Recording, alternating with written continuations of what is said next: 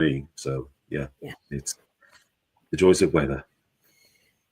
Hey, today Barry and I are going to talk about the chemistry of connection, and there's all sorts of chemistry and all sorts of ways that we can connect, and we're going to talk about all those different levels, about mental and emotional and physical and spiritual, and oh my. Don't give too much away though. Oh yeah. We'd like to welcome you to the newsstreamingnetwork.com, WGSN-DB, solo network, radio, TV, and podcast, #1 internet singles top network. And this is Let's Talk Dating with Christine and Barry. Hi, Barry. Hi, Christine. So often people say to me when they go on a first meeting, I want to feel connected. I want to feel a connection. And I know underneath that they're saying they want to feel butterflies. They want to feel a physical, chemical connection. And boy, we all want to feel that, but it doesn't always work out well because then we're so feeling so important about the physical connection that we're not thinking about, well, do we like each other? Do we have mental things in common? Could we carry on a conversation together? We just are thinking about getting naked, and it doesn't really start things off on a good footing, I don't think. What do you think, Barry? Well, if I can be blunt, it's like a lot of women think that men just think with their dicks. It's really true. That's kind of the answer. And the thing is, we are driven, and we talked about this before on the shows, we are definitely driven visually. So we are stimulated by how a woman looks, which can seem like, yes, we're just thinking sexually, but it's what gets our attention initially. Anyway, but we're going to get into the connection piece and the chemistry piece as well. But just want to say as a precursor that for us men, it's very simple to say that, we like the way a woman looks, which is not a bad thing. Just that's the way we're wired. Mm-hmm. So anyway, continuing, please. And it really is pretty mandatory. I mean, it's a factory installation. Talk to the factory in the sky, the person that made us all the way we are, that they said he wants men to feel attracted to us physically. So that is the way that it starts. But that doesn't mean that he only wants that from us. And we're in charge of how quickly that's going to move along. So a connection to me feels like I am interested in sitting here with you. I am interested in getting to know you as a person. And I want to make sure that you're interested in getting to know me as a person too, that you're interested in learning what I think and how I feel about the world and about things that are important to me, like my family. And we all know I want to talk about horses and that I want to talk about things that I'm passionate about in my life. And I want to hear what you're passionate about as well, so that I do see if I feel a connection in all those other ways besides just, do you give me butterflies in my tummy? Yeah. And that's the thing, is that we tend to be predisposed because of all the way that maybe Hallmark movies present it, but certainly on the dating apps set it up to be as well, is there's got to be that quick hit, that dopamine, like, oh my God, I'm so excited by this person. And to be blunt, 9 times out of 10, it's not going to work that way. It might be part of the picture if you're lucky, but oftentimes it takes getting to know somebody before that really happens. And like I said, men are drawn visually, but it also means we have an impatience to know this is the right person to be with. So for us men, we got to slow the F down to really get to know this person, to see if there's something beyond just the initial, oh, wow, chemistry. Because I'll speak to this recently. Last Sunday, I go to my spiritual center. I go to lots of good-looking people come through there, and lots of beautiful women. And there were a couple of different women who came through there that got my attention massively. But the thing is, I know myself well enough to say, as soon as I see somebody go, wow, that's an amazing-looking woman, count to 10. Be patient enough to notice something and then go, oh, okay, that was just the initial like, wow, flash, and then it's gone. And that's the thing I would say to all men, is really part of our wiring, because we are so drawn to the initial chemistry, the initial attraction, that if we can be patient enough to count to 10, meaning, I don't mean like 10 seconds or so, but, take a few moments, meet the person more than one time, get to know the person beyond just their pictures on the dating app, to see if, in fact, that wow factor continues, because that's what the chemistry really is. It's the wow factor. Wow is really a good word, because looking at somebody and saying wow is not a bad thing. We're not saying that, and we're going to continue not saying that. But we're also saying when you talk to them, do you continue to say wow about the words that come out of their mouth? Do you continue to say wow when you hear things that come from their heart? Do you continue to say wow when you hear about what's happened in their past, what their plans are for their future? That's the thing, because if you get too concerned about the wow of their physicality, it like causes ringing in our ears that you can't always hear the other important things they're saying. You can't concentrate on the other important things you're saying. And you sometimes lose track of asking those really important questions.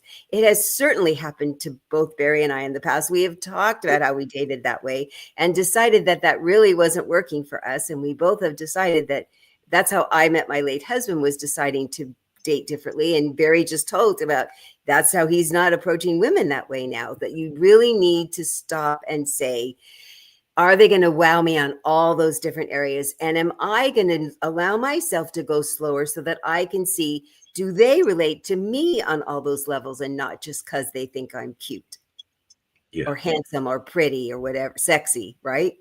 Right. And at the same time, just to make this clear as well, we're not saying you should not be attached or enjoy the fact that you can be thought of as being pretty or attractive or handsome, all those different terms, but just don't live on it. Like if you put all your, it's like, don't put your eggs in one basket, so to speak. It's like the OB about what else do you bring to the table? What else do you bring to the table? And what else is of value about you that makes you interesting and exciting and fun and playful? Because I'll say it this way as well. There's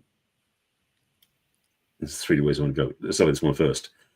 There is the challenge sometimes where we get so overwhelmed by the physical attraction that we don't realize that when we get together with them, there's something totally obvious that we missed because we weren't looking clearly. Yeah. And I know, and I shared this a while ago too, about how I remember meeting this good-looking woman. I saw this woman at this, just crossing paths. I was like, wow, who's this woman? But the funny thing was, as soon as she started walking, my vision of her changed, because she poised beautifully. But she walked like a man. She walked like a woman, and it suddenly clunked for me. Even though she was gorgeous, it's like what she carried herself wasn't sexy or attractive. So chemistry can be that fleeting. And I'm not saying that was chemistry, but that idea about the initial attraction, that what gets us drawn in, what makes us want to be with that person, sometimes is transitory. Again, count to 10. But the idea being is that connection, and really I almost want to say this title to chemistry or attraction or connection, because it really isn't. It's like connection is one thing, chemistry is another. They overlap, but not the same thing. And connection for me is where the real joy, the real wonder, the real love can express itself, because chemistry isn't love either. So when we think about chemistry, realize that's what it is. It's a chemical reaction between you and another person, like putting 2 volatile chemicals together and pow, something happens. That's not love. That's an explosion. In a way. And I certainly found that with my late husband, because I had decided to stop dating to really just look for physical connection, because that's what I had done before. Yeah. And that there couldn't be anything off-putting about how somebody looked physically. I wouldn't be able to continue dating them.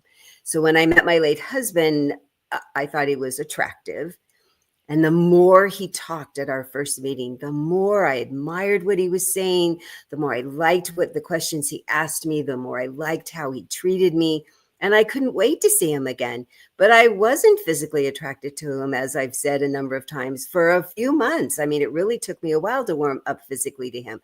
But every time I saw him, I liked him more. I felt more connected to how he thought and how he treated me, and the more questions he would ask me, and how interested he was in getting to know me, and how interesting he was as a person. So I do believe that for me personally, that's what continued to help me grow more chemical about the physical part, was because so much of the other connections just kept getting better and better. And for me, it turned out that that made the physical connection better than I'd ever had, even when I'd had such a huge physical connection in the beginning with other people, which totally surprised me. But that's the thing, we learn these things. And for me, yeah, I've had chemical-based reactions with women and had very brief, and this is the clear thing, very brief interactions with them, because the chemistry didn't sustain itself.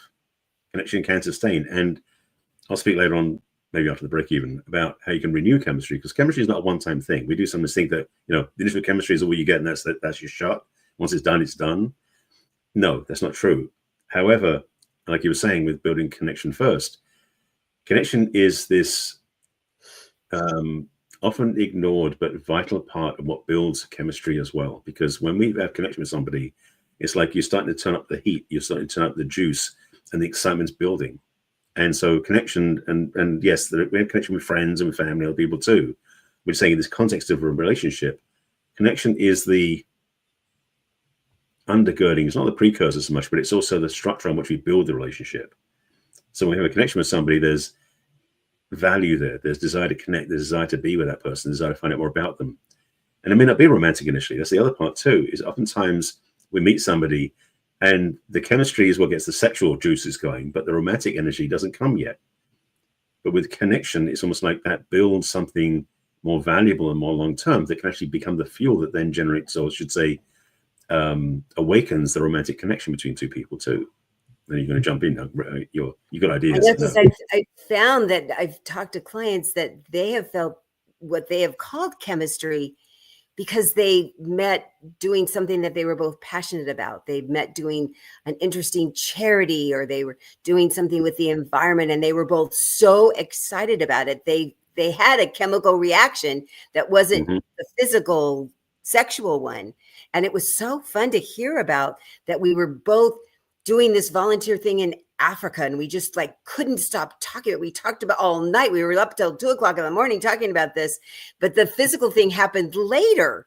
And it was so fun to hear these people talk passionately in a way that I mostly heard people talk passionately about. We couldn't wait to tear our clothes off, that these people couldn't stop talking about, you did that and you did that. And how did you come here? And oh my gosh, and you know this about these people. And you know that. I was like, how fun is that? That they were still having the same hormone rush, the same excitement in their brain. Their bodies were still getting the same endorphins, and it had nothing to do with sex. It was really fun the first time I heard that. Yeah.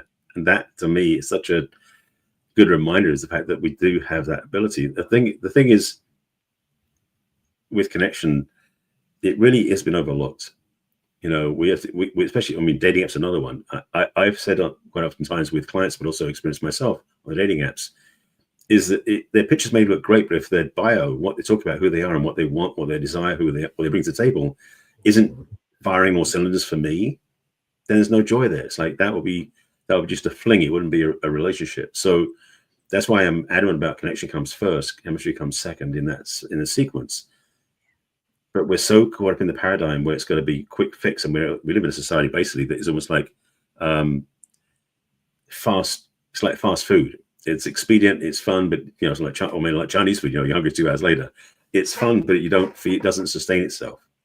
So you've got to be willing to do the patience move to get to know somebody.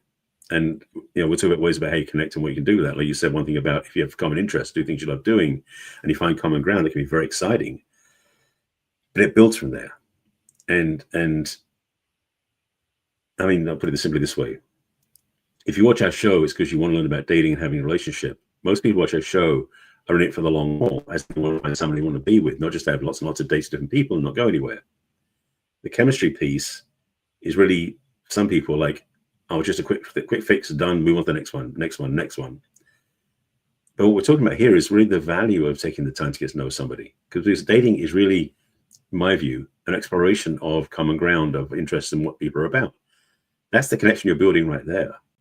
So make sure you're using that tool, that vehicle, to get to know somebody, because you never know. Yes, it may not be the partner you want to be with, but they may know somebody who they want you to meet. You never know that too. So don't burn any bridges, I'll put it that way. Boy, that's really smart. Yeah, I was having a conversation with they're just dipping their toe into the water, a widowed man. And I said, the word dating, initially, it's about sorting. You're just sorting. You know, do you want to continue seeing this person? Is there another person in the picture? Are you looking for both of them? Who's running ahead? Who do you need to know more about? That's really the point of dating. It's not to get in a relationship. It's to what's working for you. What do you need to learn more about yourself? What do you need to learn more about this person? Oh my gosh, this person asked me a question. I need to answer that. And now I'm going to ask the next person that same question. It's so educational, especially for widowed people or divorced people that have been married for 30, 40 years and you haven't been asked these kind of questions or asked them in a long time, as much as I come up with questions for them to ask, it's amazing what they learn out in the dating world. So to keep seeing what that sorting process is and what fires you up, what feels you connected, so that you now go, oh, I'm starting to see the connection. And if you have too much physical chemistry in the beginning, it's too distracting, right? We've both been through that, and we've talked to people that have been through that. So if you can feel a mental connection or even a little bit of an emotional connection and put the physical part a little on the back burner, it's a much better way to do the sorting process first. And then when you're now like, oh yeah, I want to concentrate on this person, then you can move more into the chemical part of the connection, right? Yeah. I mean, it's putting things in the right order. Let's put it that way. The challenge is that we think that we can jump straight into it. And from personal experience, when I've jumped into the chemistry right away, that's usually when the relationship was the shortest duration. So again, reiterating what I said before, if you really want to have a long-term relationship, build the connection first, because chemistry becomes the gravy on top, so to speak. It's like you've got the core built, the juicy stuff on top of that, which is the chemistry and the fun and the playfulness and everything else comes forward. It's not rocket science, but it's also straightforward. But most people don't do it that way. They build from chemistry first and hope the connection shows up later. And it's backwards. And we don't want to do things backwards. We want to do things that don't put the cart before the horse. Start building the foundation. And, first is when you find yourself, what kinds of things make me feel connected? If you think about your friends and the activities you do, what are the things that light you up? And then go do those things and you'll meet people there. Or make sure that when you, as Barry said, when you're reading a profile that you're like, oh, they're interested in similar things, or wow, they're interested in something I never thought about. At least write to them and ask them about that. That's one of the key things. If somebody's interested in something that they write about on their profile, ask them a question about it. Say, I've never heard of that. Tell me. There were 2 things on that he was reading in a profile. We were looking at it together and I'm like, why wouldn't you ask about that? I mean, it was fascinating. Even if you don't even care about it, it was fascinating because he was interested in other things. And how fun to ask a question about it, to see, do you have a connection just because they're passionate about it? I mean, I thought that would be fun, at least to start out. Oh yeah, absolutely. It's probably the biggest missed opportunity to not even find out what somebody's about, because frankly, why not spend, especially for those of us who are above 40, that's the time, right? And 50 and beyond, is the more life experience you have, the more you've got to share, the more you're interested to be in interest to somebody. So frankly, every time you meet somebody, you have the opportunity to meet a new perspective on life that you may not have noticed or done before, because their journey's not been yours. And so part of life, and this is beyond the dating, this is actually being any sort of connection, is what would it be like if you just talk to somebody to find out more about who they are and what they come from. Yes. Frankly, if you're single and you're not dating at the moment, practice with people you meet in the store, at Starbucks or shopping or at the gym or when you're hiking. If you strike a conversation, find out more about them. Practice your connection skills, because frankly, that might change your life and theirs. You never know, right? Indeed. So we're getting ready to take a break. But before we go on our break, I'd love to tell you, if any of this is striking a chord with you and you'd like to talk to Barry or I, the way to talk to me is to go to my website, which is www.theperfectcatch.com. Scroll to the middle of the page to the What's Holding You Back from Love questionnaire. There's 10 brief questions about where you are and where you'd like to be. And then you'll have access to my online calendar, and you can schedule a conversation for free with me at your convenience. You can also send me an email at Christine@theperfectcatch.com. And how would people get a hold of you, Barry? Well, similar to Christine, I have a website and a way to reach me. So if you go to my site, which is my name, barryselby.com, at the top of the screen is a button you can click on, which is Let's Chat. And that button takes you to my calendar and also a form you fill out, which basically has you answer a bunch of questions so that I know what you're looking for and you can clarify what you're looking for. And then we schedule a time on my calendar. We have a Zoom chat and really decide if we want to work together, but also if I can help you navigate where you're going even before we get there. So that's my free gift to you. So definitely worth signing up for that. It's a 20-minute conversation, no fee, just my gift to you. If you want to send me an email, just send me one at barry@barryselby.com if you have any questions or thoughts or invitations to speak at your events, even that. Perfect. So we're going to, sorry. That's all right. We're And going to that's take it. a break for our two sponsors, the National Widowers Organization. We so appreciate them being a sponsor for us. And then also the streamingnetwork.com. We'll be right back after a couple of words from them to talk more about chemistry of connection on Let's Talk Dating with Christine and Barry. See you in a moment. The National Widowers Organization is a men's grief network. Our website serves as a virtual toolbox of free resources for men coping with the death of a loved one, whether a spouse, parent, a child, or lifelong friend. Our goal is to bring men together and arm them with as much information as possible to get through a devastating time in their lives. The NWO has a team of bereavement specialists and fellow widowers to help support you. You are not alone. For more info, go to nationalwidowers.org.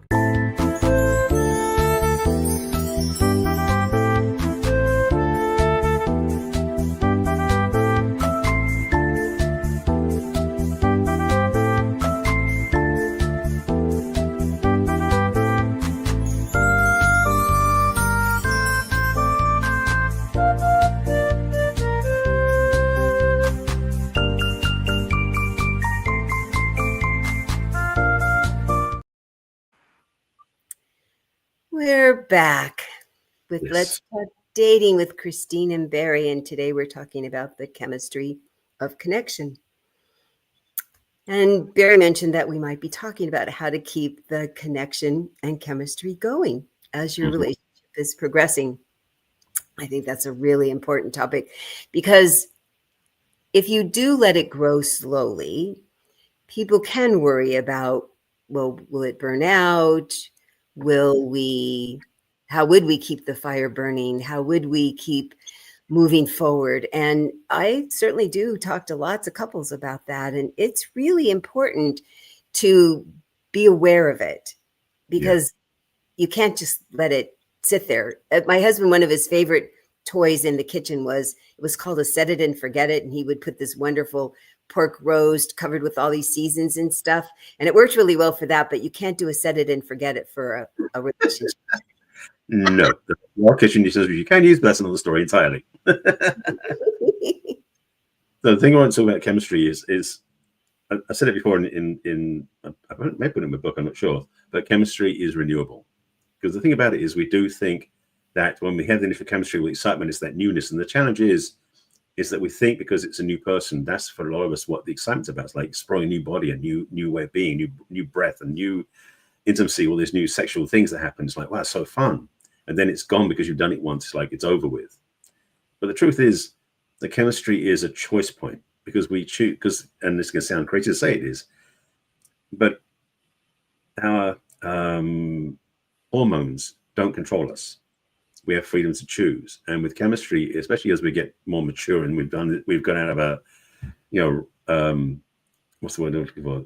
Like the raging hormones of a younger generation, like, teens and 20s type thing, that we can renew it. And the thing about chemistry, the way I define it and the way I've learned from one of my teachers is that, well, as you were saying, like we get habitual and we get like automatic pilots. We do set and forget it. We don't think about it. So sex can become mundane. It can be mechanical. It can be like autopilots. Like, oh yeah, we're doing it again. Great. And it's over with. Whoopee. That sort of flatness. It's not fun. But chemistry in this context, I want to frame it is the excitement and the precursor that leads you to that wonderful chance to play together and be together. And one of the things that I learned from my teachers, because when I went through my first exposure to the understanding of the masculine and feminine polarity back 15 years ago now, was understanding that we have a choice about how we reside in our physical being. And when with a partner, and this is true actually of gay relationships or a straight relationship, because the chemistry is between the masculine and feminine energetic, which brief cliff notes is that we carry both inside us and we live on the spectrum within one and the other. But what happens is when we're living our lives, we don't stay on one end of the spectrum or the other, we float somewhere in the middle. And when both partners are floating between the masculine and feminine polarities, which are like magnets, the further apart they are, the stronger the connection, we tend to become unconscious to the fact we don't feel connected to anybody, to a partner anymore. It's like when couples have been together forever, they become like best friends. They don't become lovers anymore because they've gotten out of the role. Chemistry being renewal means you have to put some consciousness into the effort, of course. It's not just automatic that way. You do need to put effort into it. But what you need to do is remember your polarity choice, meaning that if your partner is naturally her preference, and I'm using male and female as an overlay this way, but it doesn't have to be. But if the woman tends to be more in a feminine when she really wants to feel that strongly, and the partner, the man chooses to be in his masculine because that's his preference, then do things that put you back in those polarities, because when you do that, you create more attraction to each other. And it can be as simple as when a woman's, because especially when both partners are working, both partners tend to be in the masculine because that's the way work functions. It puts people in the masculine energetically. So women, if you are a business person, you want to get like fun and playfulness with your partner after a long day at work, take a long bath or go to a spa treatment, do things that put you back in your feminine. For men, for us, it might be if we were sitting at a desk all day, go exercise, go punch a bag at the gym, or go play some sports to get you back into your masculine. And what happens is you start to reconnect and create that more magnetism that you started with. Because really what chemistry is magnetism, like magnets that you have North and South Pole. They get connected to it or repulsed from each other. So when you really do rebuild that energetic difference, that's what creates the excitement in the chemistry again. So chemistry, in my book, is renewable. I love thinking about it as a renewable resource. I think that's such a great way to look at it. I like that a lot. So one of the things I've suggested to people is to independently put some fun ideas that you would like to try in a jar, and then turns pulling an idea out, or you could suggest pick out theirs and they can pick out yours. And is it a fun thing to try in bed? Is it a fun thing to wear? Is it a fun place to go? And because, as you said, sometimes you do the same thing and it works, but you'd like to try something different. And it's certainly, the other person gets to say no, or they'd like to not do it that way, but this way instead. But often the other person is fine with doing something different. They just hadn't thought about it. Right. So the other thing that is kind of a challenge for us women is if we haven't been taught that we can ask for something that we'd like, we want you to just figure it out. That I love encouraging women to figure out, what would you like? Would you like him to be more forthright? Would you like to take the lead sometimes? Would you like him to do something differently? Would you like to do something differently? Then ask, please ask. And I have personally and professionally, I know they're out there, but I have not met a man that said, I don't want a woman to ever take the lead. I've asked a lot of men this question. Would you like a woman to come and ask you for a date? Yes. Would you like a woman to come and flirt? Yes. Would you like a woman to take the lead in bed? Yes. I mean, there's not even let me think about it. It's always been yes. Yep. Tell women generally you won't get turned down, because men get turned down a lot, sadly. Yeah. And yes, there is a chance they could say no, but generally you don't say no very often, certainly not as much as we do. So Be a little bold, ladies, because mostly they're going to say yes. They're just kind of excited that you asked. Almost no matter what you're going to ask, they'll say, okay, they're game, they'll try it. So if it's something you've always wanted to try, or you want to have them do something different, ask. Just ask. You guys are so game. You're so much more gamer than us. So much gamer. I don't know. I know that was probably not a word, but I'd said it anyway. But to underscore that point, is like most men are not so attached to their egos that they won't turn down a woman's advances. Yeah. Is that the right way I'm saying it? Yeah, something like that. Or they would turn down. Yeah. So the thing is that, yes, not saying that we're lazy, but it doesn't hurt our egos at all if you want to come and say, I like you and want to talk to you more. Now, the other thing is on the other side, of course, if we don't want to respond, we don't, if you're not somebody we want to talk to, be okay with them saying no. Say this. Now you're in our camp. That's what we go through all the time when we go and talk to a woman and she says no. It's like, I'm not saying it's using the other foot in a sense, but reality is, it doesn't hurt to come on to us. And maybe even once you are starting to date somebody, we've already built that trust and rapport and connection, where then she says, my turn sort of thing, and she wants to lean in and sort of lead. That's fine too. The challenge is, and I'm going to say this because of my own experience in my life, is that if I get lazy and let her do it all the time, that sucks for her and for me. So this is not a thing you do all the time. but it's fun to have the role reversal once in a while just to keep things spicy, that sort of sense, just to be clear. Yeah. Oh, yeah. And so then you were talking about the masculine and the feminine, that if we want to try out, we women, being a little more assertive and a little more masculine and a little more in control, it's kind of a fun way to just dabble in it. I've dabbled and it turned out to be fun, even though generally I like being in the receptive feminine role. It's really my preference. The times I've said, what do you think? And they go, yeah. And I'm like, okay. And I've liked it. I thought it was very fun to be in charge. So Right. yeah, I'm a big fan of recommending it now. It's true, you know? And I to tell you, nobody's ever said no. So there you go. Proof is in the pudding. Uh-huh. So the other way is to not just sexually, but to come up with new experiences, period. You know, go do an adventure together. One of the cute things that happened, my brother and sister-in-law really like doing experiences together. So they went and took Tai Chi classes together, which was really fun. And what was really good for them is they did it differently. They took the same class at the same time, but the teacher was very fluid about it, and they moved differently, and they experienced it differently, and it was fine with everybody how differently they did it. I mean, they didn't like stick out in the class, but there were different movements that worked best for their body, and the teacher was okay. There were other people doing different too, and it was a fun experience for them because it was a body experience. So there was another way of experiencing their body that wasn't sexual, and they were doing it together. Or even just to go on a walk in a different park, or what you could take after the Ghost movie and go do pot throwing together, you know, make pots together, or do axe throwing if you want to get out some of your aggressions. You know, you're not going to throw it at the person, you're going to throw it at the wall. I mean, there's really been, and go do an escape room. You have to go work on it together. I mean, there's really some fun experiences out there that can keep the spark alive, that you're doing something different outside of your house where you're doing something fun together. I mean, I think that will also help. I mean, think of all the adrenaline you could have when you come home, and then you might want to rip each other's clothes off. You never know. Just leave the axes at the axe throwing place. Uh-huh. One of the options also, I think, is a fun one too, is cooking classes. It actually can be a very, especially it's like making pasta or something, like, can be a very sensual experience. It can really turn you on, even though it's nothing to do with physicality. It's just like doing something that, with your hands, that is smooth, sensual. You might discover when you get home, you do want to rip each other's clothes off after that. Just ideas. Feeding each other food is pretty fun. You know, fondue. I remember when I had my event production company, we did this whole dinner where things were dipped and fed, and we left. You know, we put all this food out, and we were professionals, all left them to their wonderful dinner together.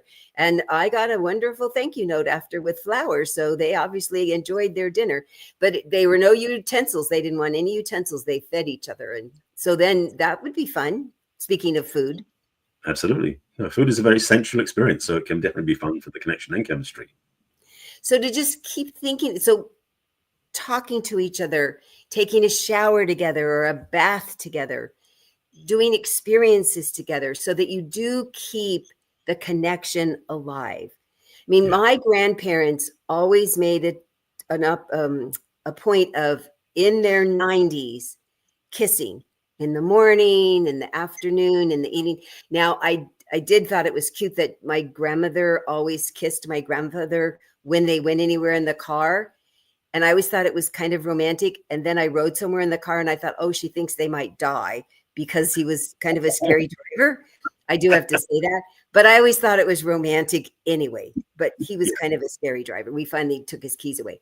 But they kissed all the time into their 90s. It was so lovely and romantic. So I got married the first time on their wedding anniversary, because I just thought it was a fun thing to do, because they were so romantic. They met and married in their 60s and lived to be in their 90s. So do that. Kiss, pat on the butt, rub each other's shoulders, you know, say good morning, say I love you a lot if you're to that place in your relationship. There's wonderful ways to keep the connection going and the chemistry going with effort, nice effort. Don't get complacent, right, Barry? Right. That's the thing. Chemistry and connection means no complacency. It's too long a title, but it makes sense, yeah. And just to reiterate that point, is making the relationship important enough to keep it fresh. You know, I talk about how basically for men we have to have a clear vision of what our mission and purpose is first, then our relationship. But relationship has priority in our lives, period, regardless of where it is in the sequence of first, second, third. And so that means keeping it fresh in your mind, keeping it fresh in your awareness, and doing things to contribute to the relationship. You know, if you had for men, it's like if you have a really cool car, women too, I suppose, but you have a really cool car where you want to take care of it, and you want to give it oil changes, and you wash it, and you polish it, and you shine it all the time. Do you put the same effort into your relationship? Because you should do that or more, frankly. Yeah. So anything that they say, if anything worth doing is worth doing well. That is true for a relationship as well. So make your relationship something that you value and that you contribute to, and that you enjoy, rather than just when you get into a relationship, which I used to do when I was very young. I did not do anymore. It's like when I got in a relationship, it's like, okay, I'm done. I'm there. I'm happy. It's like, no. Once you're in a relationship, that's when the real effort begins. Because now it's something you've got to maintain and improve and refine. That's the effort that's required for the chemistry and the connection to keep growing.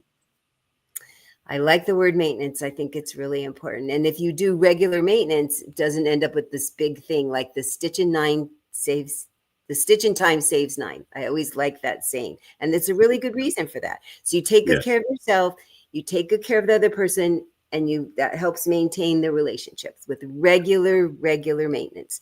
Put it on your schedule, because otherwise you'll end up with a big problem.